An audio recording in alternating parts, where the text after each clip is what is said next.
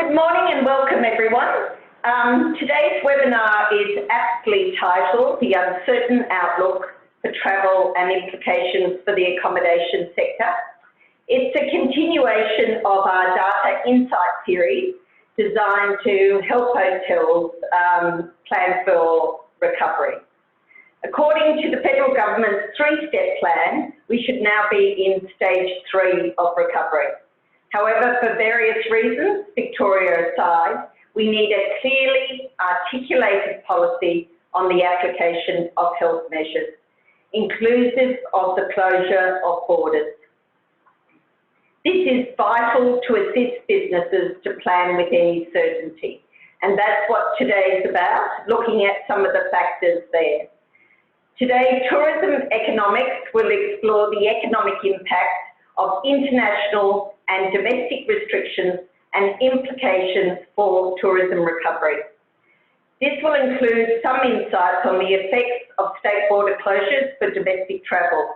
They will also map a range of travel recovery scenarios for international tourism to Australia. SCR will then look at the impact of the various health measures on current and future performance of accommodation in cities versus regions. They will explore the segments that are likely to return and reinforce that borders and access to population do matter. Before I introduce the speakers, a big thank you to our corporate partners for their strong support of the association and for members. In particular, a big thank you to Matthew and the team at SCR for the invaluable data insights and expert analysis they provide to us and to the industry. Thank you, Matthew. I'd now like to introduce our speakers. The first speaker is Michael Shorey, Tourism Economics. Michael is currently conducting economic impact analysis and custom research projects for tourism economics. Prior to joining, Michael was at the Reserve Bank of Australia for 7 years, where he worked in a variety of roles focusing on macroeconomic analysis and forecasting and researching financial markets. Michael will be followed by Matthew, Regional Manager SCR, leading the growth in the Pacific, Japan and Central South Asia. He has over a dozen years of experience in hospitality with a specialisation in revenue management. And I'm told today we both have, both of our speakers are university medal recipients. So we're very, very privileged to have them today. Welcome to all. Now a quick note, can you please use the Q&A box down the bottom? It enables us to get back to you on the various questions. So that would be useful for us. Now over to Michael. Thank you, Michael. Thank you very much, Carol. So I'm going to start briefly with discussing the international outlook for travel around the world as a whole, and then I will move on to Australia specifically.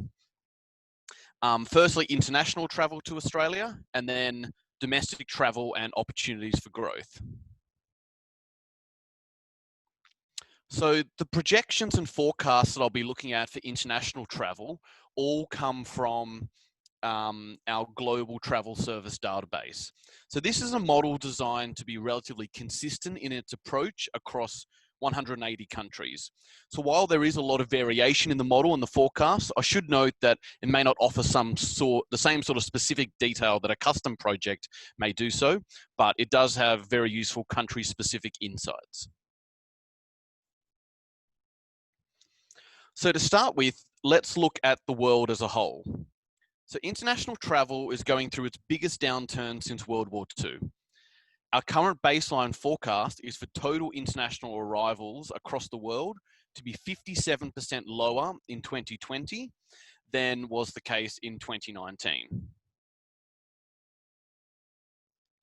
And we don't expect these travel volumes to recover to 2019 levels until 2023.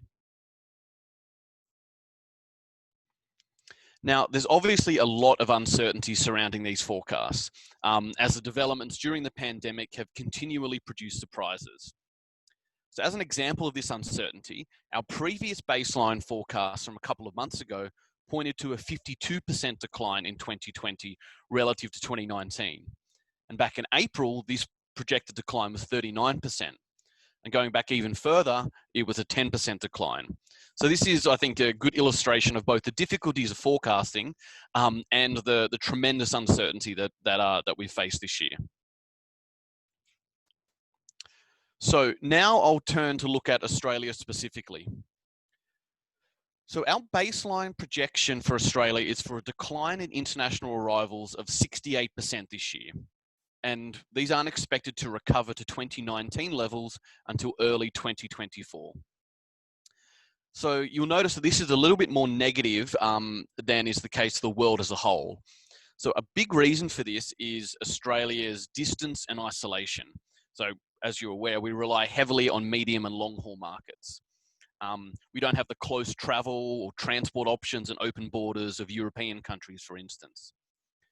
But this isolation is offset to an extent by some positives that we factor in as well, such as the relative safety and positive perceptions of us as a destination. Now, so to address some of the uncertainty that I've mentioned, we started producing upside and downside scenario forecasts to cover what we see as a range of feasible possibilities. So our upside projection for Australia for 2020 is for a decline of international travellers of 48% relative to last year. And our downside is for a decline of 80%. And across these scenarios, 2023 is the earliest that we expect in 2019 international travel volumes to be recovered. Now, looking at these scenarios, it's worth noting that the downside scenario in that grey line produces more of a U-shaped or bathtub-shaped recovery pattern instead of the V you see in the baseline on the upside. In other words, the recovery period under the downside is more protracted instead of seeing a quick bounce back that we see in the upside, for instance. Now, when looking at these scenarios and how likely each is to happen, there isn't one specific factor driving each of these. Rather, there's a range of factors at play. So for instance, medical advancements and greater fiscal support could see a stronger outlook, so more likely having a chance of the upside scenario materializing. But to the downside, longer and more strict lockdowns and a lack of government policy support could lead to a financial crisis and prolonged impacts, which is where we might see that U-shaped recovery under the downside scenario. But it's also important, rather than just looking at the difference across scenarios for one country, it's also important to look at what affects the different outlooks for different destinations. So for instance, Australia compared to, say, France or the US. And when it comes to this, there are two very important factors, or two very important factors to consider are A, the travel restrictions that are in place for the destination, and B, the composition of the source markets. So in other words, where our travelers come from. Now, this graph shows our baseline scenario for international travel to Australia, but it shows it for travelers from different distances: short haul, medium haul, and long haul. So in our projections and scenarios, we expect short haul travel to return first and to recover more quickly. So to clarify, short haul travel for Australia refers to visitors from New Zealand and the Pacific Islands. Medium haul travel refers to travellers from elsewhere in Asia, such as Japan or Indonesia. And long haul refers to travellers from Europe, the Americas, Africa, and the Middle East. And as you can see from the graph, the negative impacts are smaller for short haul travel, the dark blue bars. And this is driven mostly by two things. Firstly, we expect travel restrictions to be eased for short haul markets first. So for instance, the proposed trans-Tasman bubble. Now, in our baseline, we have some short haul travel returning later this year, but that, unfortunately, given what's happened in Victoria, makes this look increasingly unlikely. Now, the second factor for why we expect short-haul travel to return sooner, or for negative impacts on short-haul travel to be smaller, is that this type of travel is typically cheaper. So the economic downturn will likely have stronger negative impacts on longer distance travel. And this continues over a number of years. So as the economy remains in a relatively weak state, you expect more expensive or longer haul travel to remain more strongly affected. There's some other factors at play as well. People are less likely to be risk averse to shorter travel or travel to closer countries. And for short haul travel, there's also, or rather for long haul travel, there's also more uncertainty around airline and transport routes.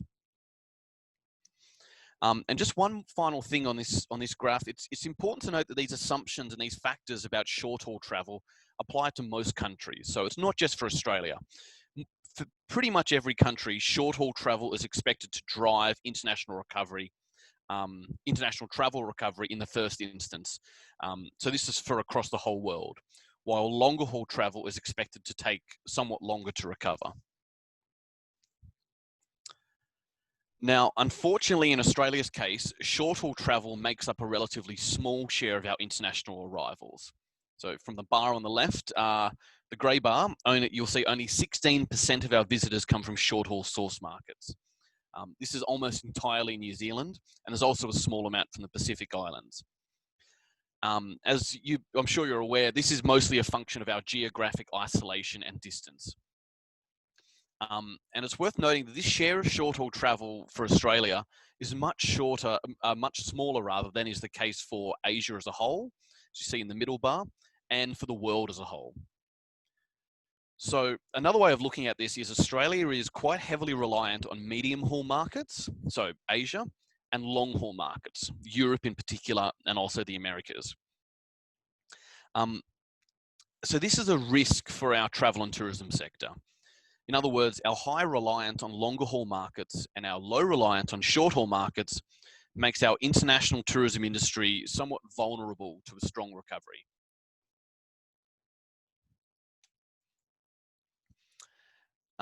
So this risk, or in other words, so the risk posed to us from our reliance on longer haul markets can also be illustrated in this graph.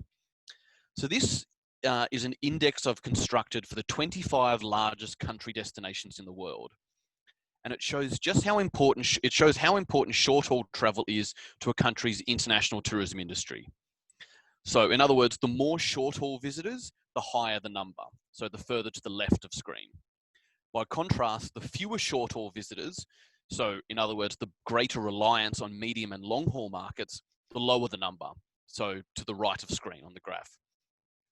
So as you can see, Australia ranks towards the bottom of this selection of countries.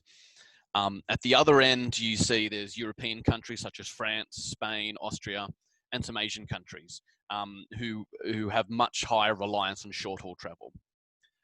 So again, this illustrates how our isolation and reliance on long-haul travel is quite a considerable risk to our industry, or at least the international part of our industry in the coming years. So far I've been talking just about visitors, or trips in other words. But if we look at nights and spend, you'll see that Australia is even more reliant on long-haul travellers. So here we're looking at the dark blue bars. So in terms of the number of arrivals, so the bar on the far left, long-haul travellers account for 32% of our international tourism. But if you look at in terms of nights, so total international tourist nights, long-haul accounts for 50%. And for total spending, it accounts for 46%. So this even amplifies the risk to our recovery.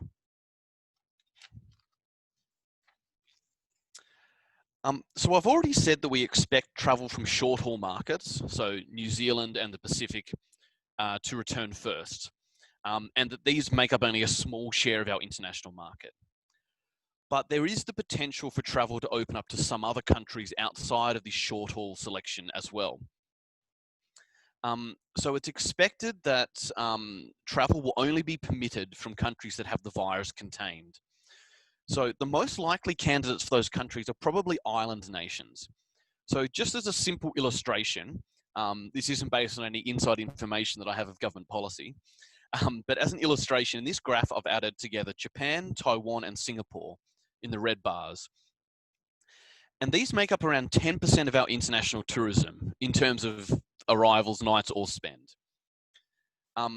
So we don't explicitly expect or forecast travel to return sooner from these markets at this stage. But what I've done here is I've put these in here to highlight that there's an opportunity that if it does happen, it will provide some boost to our arrival by that extra few percentage points or so. And beyond that, it is possible as well that international students could be permitted to travel sooner. So they are mainly sourced from our Asian markets. So that is another potential opportunity, depending on what happens in the coming months. Okay, so thus far I've looked at our outlook for international travel, but now I'll switch focus to domestic travel in Australia. And I'm going to talk about three different things.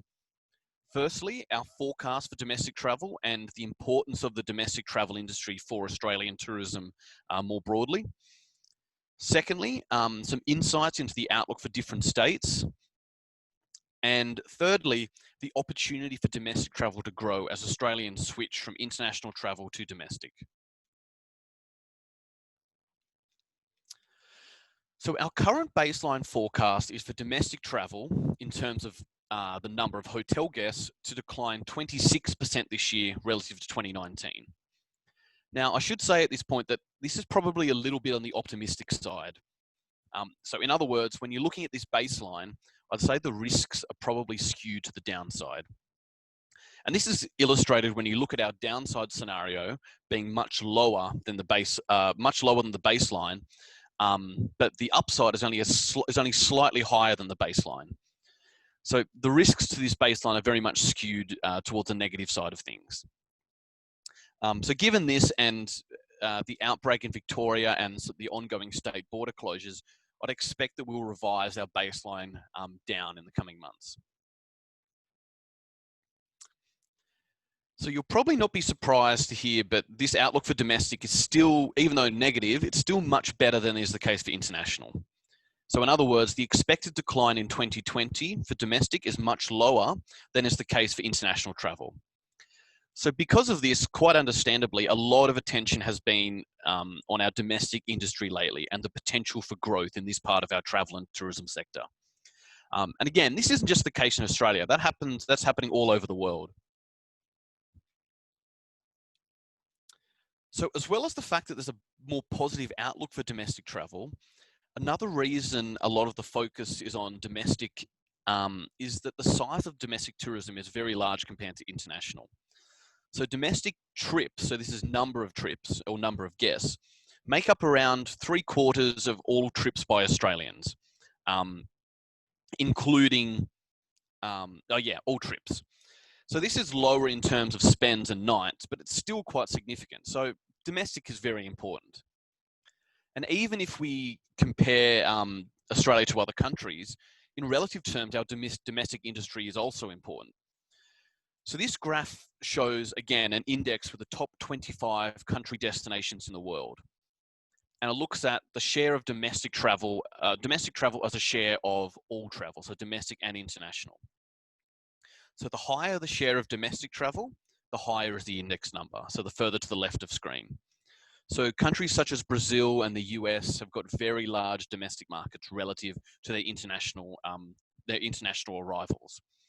And on this metric, Australia ranks relatively highly. So it ranks, well above the average of 100. So it's worth pointing out that although, as I mentioned earlier, our reliance on long-haul markets when it comes to international travel is a disadvantage and a risk for us, we have a relatively large domestic market. So that will provide, some stability to our tourism sector in aggregate in the coming years. But when looking at domestic travel, it's important to distinguish between interstate and intrastate travel, especially at the moment because most state borders are closed. So looking at data from Tourism Research Australia, in 2019, intrastate travel was more important than interstate. So that's the dark blue bars. So travel within our own states accounted for 2/3 of trips and 57% of nights. So this overall, this is relatively good news at a time when so many state borders are closed. So intrastate travel, while it is because it's basically the only form of travel available at the moment to a large degree, is more important than interstate. But unfortunately, given that Victoria is in lockdown, the practical amount of this travel that's available is lower. So this graph shows intrastate travel for Australia, excluding intrastate travel within Victoria. And this is important because Victoria accounts for a relatively large share of intrastate trips and nights, the second most after New South Wales. So in practice, at the moment, the maximum amount of domestic tourism possible is less than 50%. Like in reality, this is what the figure is going to be lower due to economic factors and risk aversion and health concerns. But this is the maximum that's really feasible right now. Hopefully, though, this will improve in the coming months. Now, we can also look at the comparison of intrastate versus interstate travel on a state-by-state basis. So this graph shows the intrastate share of all domestic nights for each Australian state. So this excludes travel between states. So based on this, while borders are mostly closed, Western Australia is relatively well placed when it comes to domestic tourism. So aside from economic considerations, just looking at what's possible, WA is relatively well placed because 70% of their domestic nights are from travellers sourced within their own state. New South Wales and Queensland also have relatively high shares of intrastate travel. Victoria at the moment, there's not going to be much intrastate travel happening at all, if any, but when lockdown measures ease, that also has a relatively high share. But at the other end of the spectrum, Tasmania and the Northern Territory are heavily reliant on domestic travel from other states. So they are the ones most impacted by border closures when they are implemented. And it's important to mention at the moment, Northern Territory would be less impacted than Tasmania because it has opened its borders to non-hotspots. So while we don't explicitly forecast travel on a state level as part of our model, because we aim for consistency across 180 countries, because of these differences in state borders, going forward we will include more detail, I believe, about state border closures when we look at our aggregate outlook for Australia. Now, the final point that I'm going to touch on with respect to domestic travel is the opportunity for the industry to benefit, at least to an extent, from changing travel patterns. And one of those is the opportunity to convert Australians who would usually travel internationally into domestic tourists. So in 2019, Australians made around 50,000 trips. 1/4 of these were international trips and 3/4 were domestic. So domestic travel by Australians is larger than international travel or outbound travel by Australians. But this share of outbound travel by Australians, that share of around 1/4, is actually higher than for lots of other countries.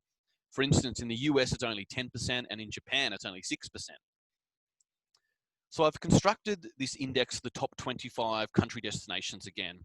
This time, this shows the potential to convert outbound travelers to domestic travelers. In other words, the higher the number in the index, the more potential there is, or the more opportunity there is to convert outbound travelers to domestic. So on this metric within these top 25 countries, Australia ranks around the middle. The UK and Canada have the greatest potential to convert outbound travelers to domestic, but some other countries such as the US and China have relatively low potential. With those two countries, it's mostly because they already have very large domestic markets. So in a sense, they've already realized that opportunity. But the key point here is that Australia has a relatively good opportunity to convert outbound travelers to domestic. And this opportunity is even bigger when we think about spending and the distance of Australian outbound travel. So Australians spend a relatively high amount overseas. A big part of this is because so much of Australian outbound travel is long haul. So looking at this graph, in 2019, almost half of Australian trips overseas were to long haul destinations, Europe in particular. In terms of spending and nights, this will be even higher.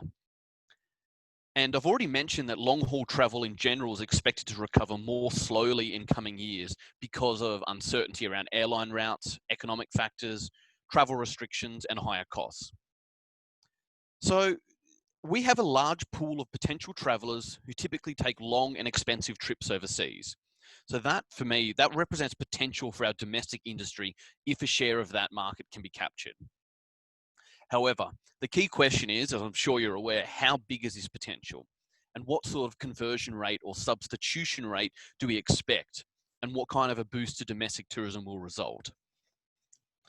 But that'll depend on many different factors, and I don't have an answer for that. So, for instance, it will depend on the extent that Australians forego travel entirely. So, they just take no trip at all instead of switching from international to domestic. And that in itself will depend on economic factors, household income, risk aversion, and other things. Now, we've already factored some of this substitution into our forecast based on the fact that domestic travel forecasts are stronger than outbound travel forecasts. So you'll see from this graph that the domestic share of travel by Australians increases by 7 percentage points from 76% to 83% in 2020. And it stays higher than that 2019 share for the next few years. So we haven't actually factored in an explicit substitution rate here. This has just happened naturally because of the difference in the forecast.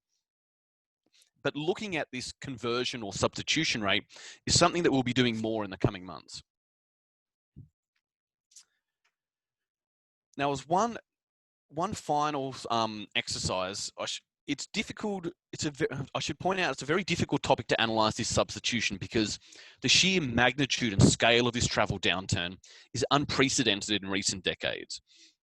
But I've got one example here that points to what is possibly the maximum opportunity that can be realized. So using our baseline scenario, over the next 3 years, so 2020 to 2022, in total, we project there will be around 15 million fewer domestic trips than if 2019 levels had been maintained. And when we look at international travel by Australians, so outbound travel, we project there will be 10 million fewer trips made over those 3 years. So if half of these people who are not traveling overseas instead decide to travel domestically, domestic travel will be better off by 5 million trips than it would have been if there was no substitution at all. And this exercise, or this stylized example I've used, which is the light blue line, is actually quite similar to our upside scenario that we've arrived at through different methods. So if we say this substitution rate is 50%, this substitution rate is one way that our upside scenario for domestic travel can be achieved. Now, it's important to note, I'm not saying that it will be achieved, but we think this is possibly the maximum realistic outcome based on current information. But it's worth noting that international visitors, especially ones from long-haul markets, on average spend more than domestic visitors. So even if this substitution, this maximum possible substitution we've identified or thought about, even if this is happens, this substitution, the impact won't be one for one than if it were international travelers. So this domestic substitution can help recovery and may help a return to normality of sorts, but it's still not going to be a quick return to the new normal. So I will leave you guys there. Thank you very much for your time, and I'll pass on to Matthew.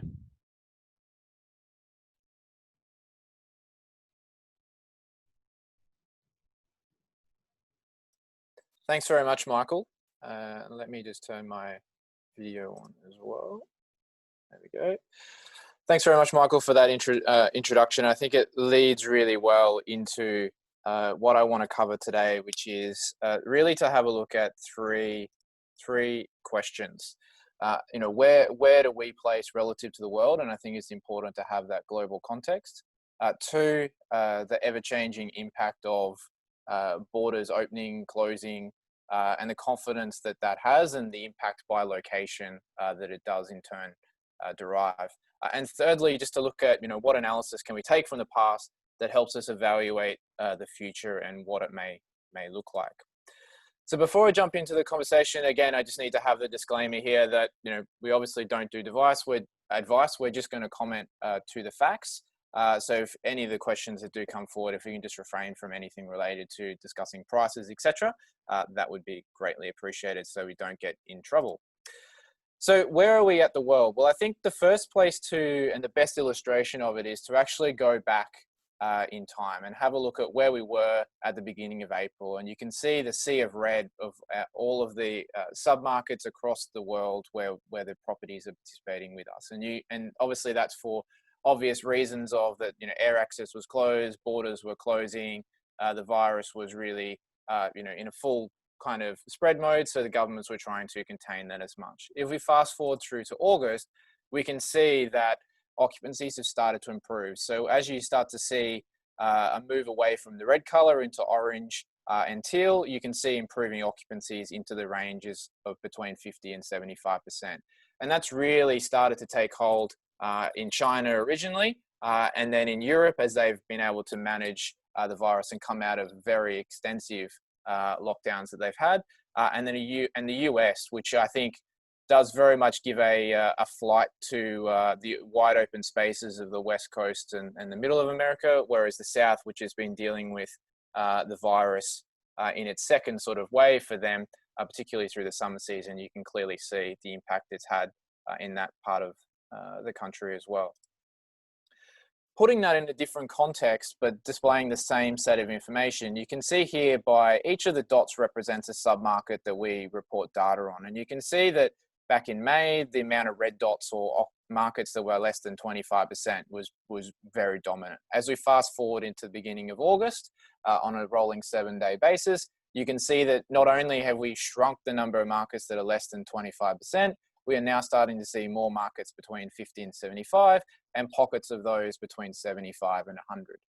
Now, it may also seem weird to think about, but even my colleagues in China now are attending a conference in person rather than what we're doing here via webinar. So there is an outlook there for us that is positive, but obviously it is all contained within what happens with the virus and how different governments and communities want to react and trade through that. So bringing it down to Australia, I wanted to have a look at, what's happening with borders, the confidence that consumers have and how that reacts in the performance that we're seeing, and does that vary by different locations. So I think the first thing to really kind of talk to is, we have started to see, particularly since we came out of the first sort of restrictions where up until, really the beginning of June, everyone was staying at home and it was really a restriction on the movement of people. We've then started to see that, capital cities and regional performance has started to, deviate between each other. And that's happened on two particular points. One is the peaks of the weekends are much stronger in regional Australia than they are, although the capitals are seeing them. And then obviously the obvious thing is that the regions do not have the same demand that is actually holding up many of the capital cities, which is the isolation of returning Australian travellers. So it is probably a little artificial in terms of the overall demand, actually what the capitals are seeing relative to the performance that regional locations are seeing. And part of the reason why regions are probably benefiting more than the capital cities is that in Australia, to access the majority of the capital cities, we need to fly to each of those destinations. And this is a capture from OAG that shows you at the beginning of July, where was air access relative to pre-COVID levels. And you can see Australia is right down the list, trading on around 20%. And that's improved slightly, but still is very much subdued relative to where we were pre-COVID levels. So what have we all done? Well, we've all taken a trip in our car, most likely. And that's also a symptom not only of the ability to be able to fly to a destination, but it's also the restriction of not being able to leave your particular state, the confidence you may have in those decisions, and ultimately as well as the purpose of travel that, for many of our domestic trips, they were related to go and see our football team play a game in another destination, a friend's wedding, birthday party, all those sorts of things that have all been delayed and were kind of added on to what we saw as domestic trips that we all took. And just to illustrate a little bit further the regional revenue share. So normally the room share of a market is skewed to that there are more regional rooms than there are in the capital cities have more rooms than regional Australia. However, when you then actually look at the share of revenue that's coming in, you can see that it dramatically increases in terms of the amount of share that regional Australia is taking in room revenue component. And that has increased more so than what it was, because 35% in July was generated by the capital cities. In 2019 July, that was 49%. So not only do you not ordinarily see a split of a higher demand and higher average rates in the capitals, but because of the deviation of normal demand patterns and the ability of how people are consuming, if they do stay in a hotel, it is very much skewed to regional Australia.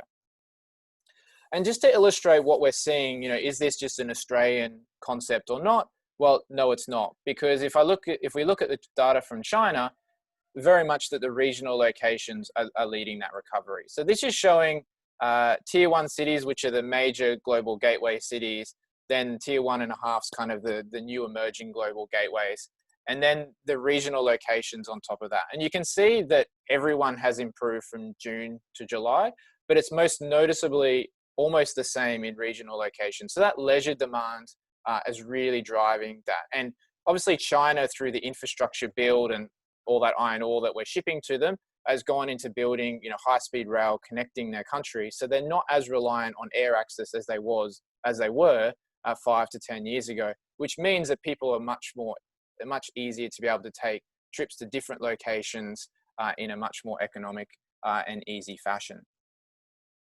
Bringing back to Australia, if you now look at, this is splitting by state, the capital performance relative to the aggregate of all the regional areas.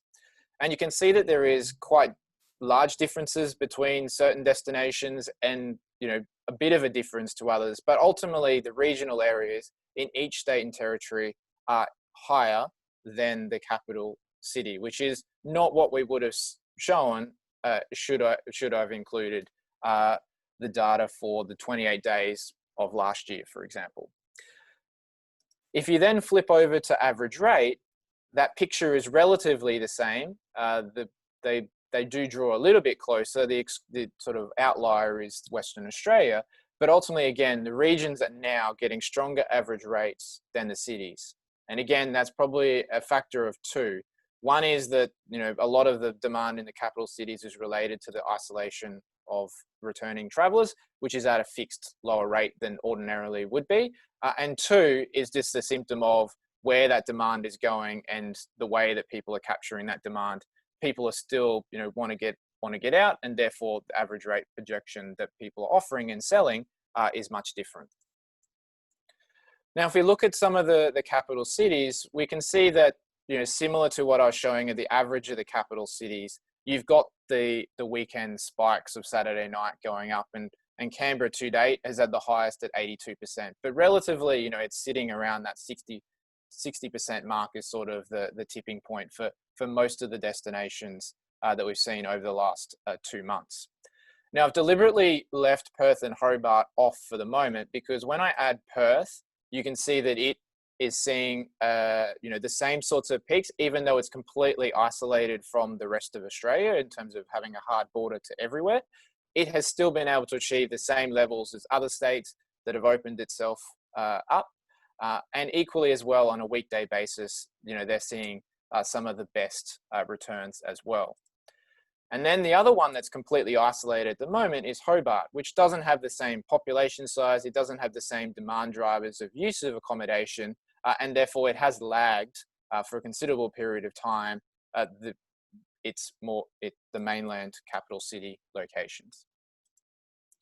If I then look at the two major centres of Australia, Sydney and Melbourne, they show a slightly different view to the other capitals across Australia in two ways. One, the occupancy overall is much lower. And again, I suppose our two largest cities have also been the most affected by the cases, and that may also result in the confidence that people have, but also the choice of offering within their own state is slightly better than having a staycation in Sydney, for example. So there may be some different factors that go into that. But also the other point as well is, related to that is you're not seeing the same level of peaks in Sydney.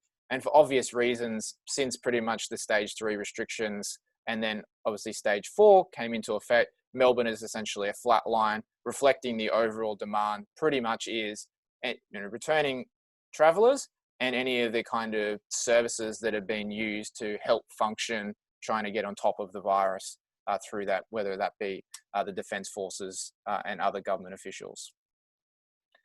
Now, we've spoken a little bit about, the impact of leisure and, that really being the first catalyst of returning demand before we see any corporate demand and meeting demand.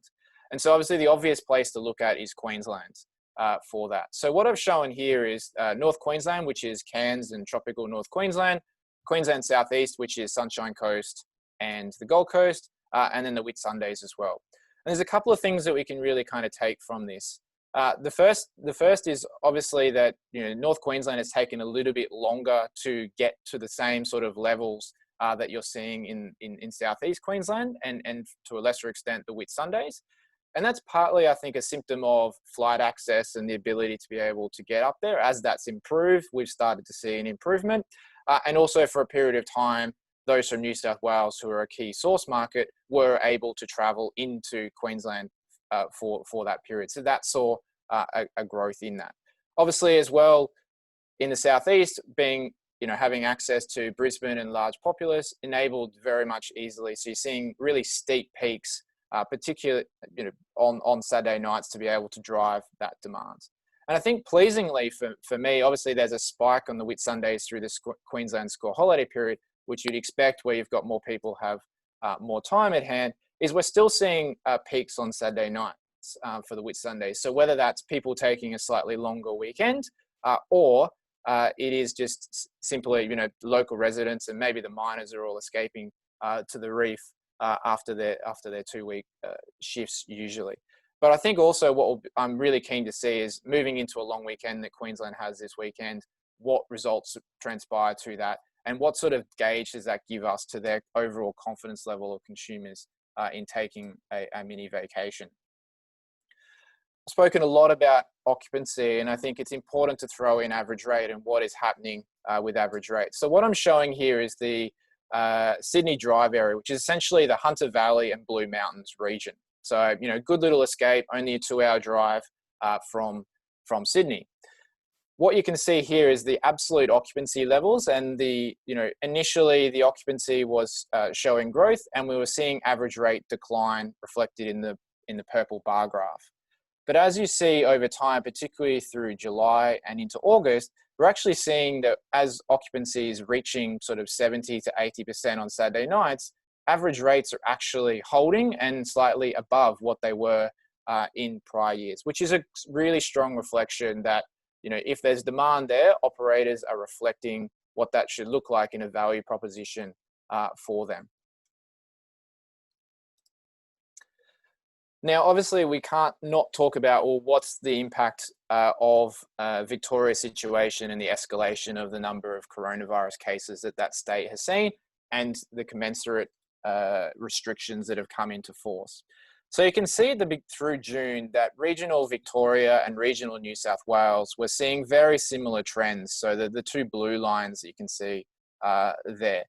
Then on I think it's July the 8th, you saw Victoria then enforce restrictions to that. You immediately saw a complete downturn in the overall performance that regional Victoria was seeing relative to what they were seeing in regional New South Wales.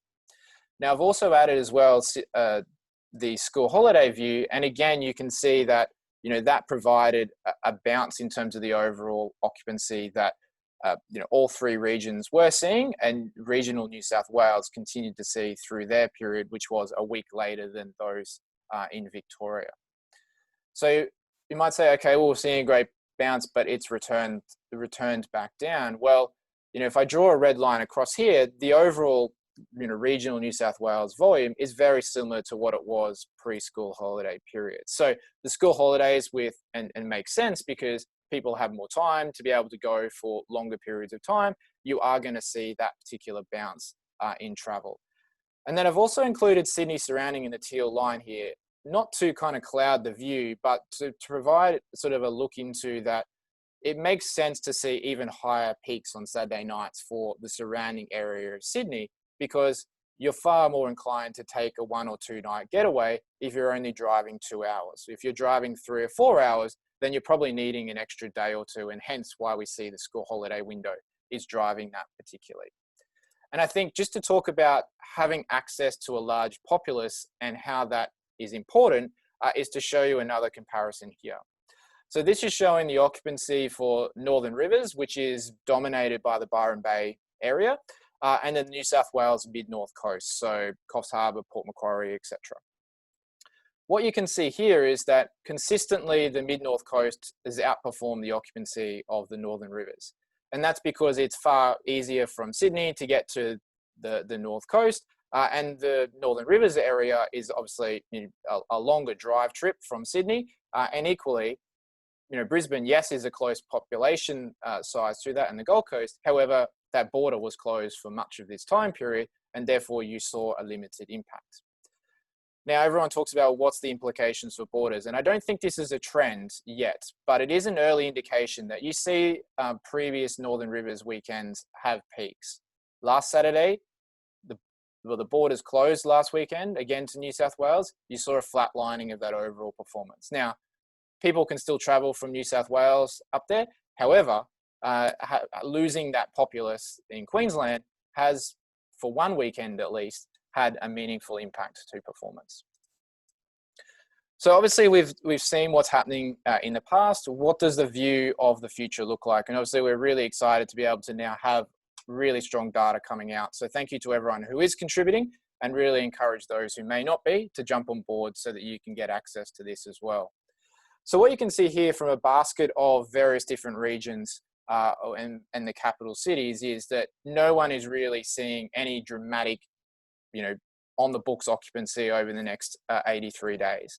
You can see the little kind of rises and sort of, I suppose they're little waves. That's your Saturday night peaks, which is again very similar to what we're seeing in the actual historics of what's transpiring. You're seeing probably Darwin and Brisbane are slightly up on the other locations, and that's probably a relation of both the type of demands that they're ordinarily getting and the seasonality of that you would see from that. And then when you add Sydney surrounding, it jumps ahead largely of everyone, particularly on the weekends, again, because it's more advantageous, or there's more value proposition for those considering to get out of the capitals, and particularly from Sydney who can access it. If you then look up at what's happened in the sort of last week in terms of pickup, again, it is very much a short lead trend. In other words, that people are making decisions on the last minute. And also it's a symptom for some destinations around the next batch of potential demand they may get related to trying to contain the virus. And again, we are still seeing demand pick up in Sydney and Melbourne. However, it must be said that it is still a low percentage off a low baseline of absolute occupancy as well, whereas Perth is building from a reasonable base and improving at a reasonable rate to that. So it's more optimistic for them than it may be for Sydney and Melbourne. And as well, just taking a longer term view, so the data over a 12-month view shows that Sydney surrounding has stronger occupancies than Sydney pretty much over every single month bar a couple. And that is even stronger, as you would expect, through the school holiday windows of the spring, October school holidays, and again over the summer vacation period as well. So there isn't been a dramatic shift over the last month in terms of how historic is behaving and how the future on the books at the moment does look. And the last thing I just want to talk through is, what can we take from the analysis that yes, things are going to be different, but what can we take from that can help us understand those insights and how we can leverage them for us. So there's 4 things I wanted to touch on. One is that cities are not going to feel probably like they have in the past. 2, supply is going to be a significant factor in that recovery. And 3, the value of compression nights and what they've meant historically in average rate. And 4thly, the type of accommodation you are, what influence that has to overall accommodation. So the first is just showing you here a comparison of June data year over year of the different submarkets. And you can see that traditionally, obviously everyone was quite strong, but the center of the city always did quite well. Now, is that going to change over the future when you have lower corporate demands that is, in the sort of white collar industries, especially initially, lower international travel, lower meetings related to the convention center, etc. So are you going to see changes as demand starts to return in different areas? Will we see some of the suburban business hubs return faster than in the city?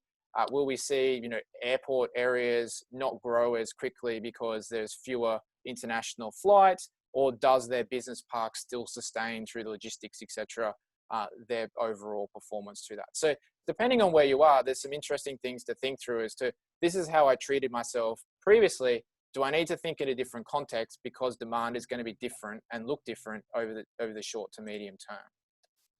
The next thing that everyone's fully aware of, we're in the middle of a development boom.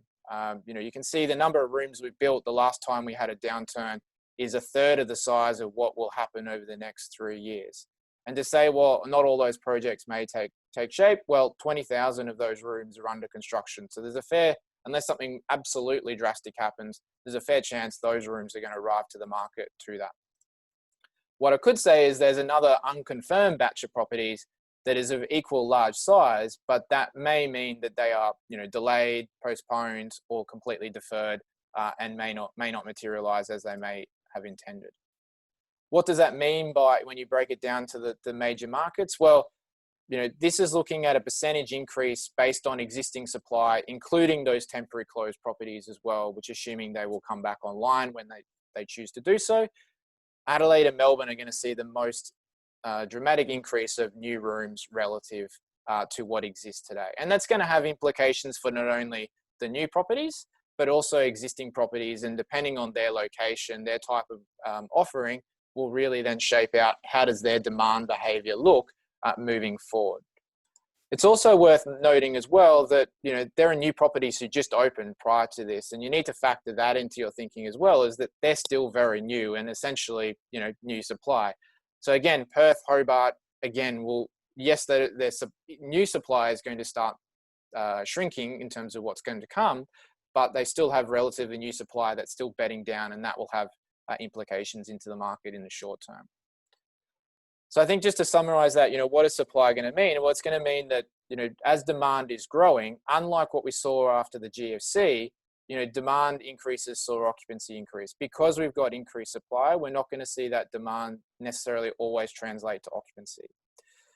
That will also mean that, because occupancy is not growing, projects that aren't under construction may stay on the drawing board for longer. And because you don't have all segments of business available to the intended audience, competition will be heightened because a group hotel, that specialize in groups, may necessarily start to play into a different market that they have. So your competitors of 6 months ago may not necessarily be the same competitors you have in this new world. So it's worth evaluating, do I need to adjust that provided the current environment? And the premium of incumbency for existing properties, I think, will still exist, but because everyone is coming from essentially a starting low base, that premium is probably not as strong as it previously would have been where a new hotel opens into a well-established market. I've spoken in previous presentations, many of you have probably seen around, what is the value premium of when markets get above 90% on a busy night, and even stronger when they get compressed. Obviously, those events are not going to come back, and we're not going to see strong occupancy levels for some time. So we need to evaluate our performance. If you take out my busy nights, what is the average rate that I was performing at, and what was the average rate when that? So doing a direct comparison of 2019 at a total level is not necessarily going to always be the wisest choice. We need to look at, well, what was the underlying average rate of a market when you take away these particular things? And when you don't have large scale events that are going to happen for some time, how do we reevaluate what does that look like, and therefore impact the pricing decisions you may make for that? The other thing as well is that, we all have different accommodation types, and historically, in Australia, the difference between hotels and service apartments hasn't been too much in terms of their overall occupancy level. what we have started to see in recent times is there's been a difference between service departments extending their occupancy premium by marginal amount to that when we use Brisbane as a case study. Now you might say, oh, that's them accommodating longer stay guests, and there may be an element of truth to that, but it also, when I broke down by day of week for June, this is the occupancy points premium, so not the percentage change, the actual point premium, that they have a premium across all dates, but that is actually extended on Friday and Saturday night. So it's worth, again, depending on what sort of operator and product you have, how do you look to accommodate using your product relative to what demand is available in the market and use that to your advantage where you have possible. And then I touched on this a little bit earlier around, group business is going to be quite slow to recover when you take away the use of what the government is taking up. We've averaged generally around 11% per month nationally that group component makes up of our overall occupancy level. And that is slightly higher in our busiest months. So that's going to have multiple implications in terms of the average rate that's achieved in, say, February, March, and October, November. But also as well, how does that then start to look at, you negotiating your corporate rate structures and the non-last room availability, last room availability premium, etc. These are all sorts of things you need to evaluate using historic data, taking out what isn't going to materialize in the short term, and then making sure you're making the right decisions from the right starting point of facts. So on that note, that kind of finishes me up on what I wanted to cover. But I think in summary, really that, regional is leading the way. We've reached a bit of a plateau in terms of occupancy, and I think that's driven by the situation in Victoria and overall confidence that everyone has. And thirdly, really look at your historic business. It's not there to be used as a like-for-like comparison, but use it to your advantage of what insights can you take from it, subtract what you need to, and then understand, okay, if I know this environment, what can I then use this information to do to make sure that I'm getting and trying to get more market share than my competitors might be. So thank you very much for your attention, and pleasure to present as always.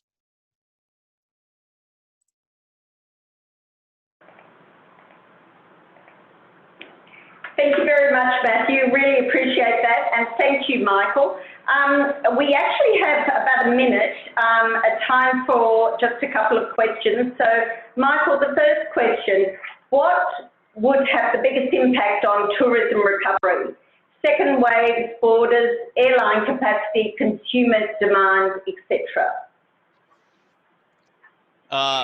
Thanks, Carol. That's a good question, and it's one that gets asked quite a bit. There's not one single factor. So I think in the very first phase, it's all about borders and travel restrictions, and that in itself is linked to second waves and the containment of the virus. But once borders are opened, then there's other things that come into play. So that's airline availability, if we're talking about longer distance or international travel, and economic factors. So when it comes to international, the household income of our key source markets. So how well our international markets are doing in terms of their economic outlook. And that applies domestically as well. The better the Australian economy is doing, then the more upside we can see for domestic travel once you have easing of restrictions. So basically, as time goes on, economic factors play a bigger and bigger role. And the thing is that the longer there are restrictions and the longer that there's an economic downturn, the more deterioration you're likely to see in sentiment, fears about safety, general risk aversion. So it's something that as restrictions and safety and health concerns linger for longer, the economic impacts get bigger in magnitude, or the economic factors play a bigger role. But yeah, the very first thing is controlling the virus, getting a vaccine, opening borders. That's the first thing, but yeah, not necessarily the most important overall, but in the initial phase, that's the number one.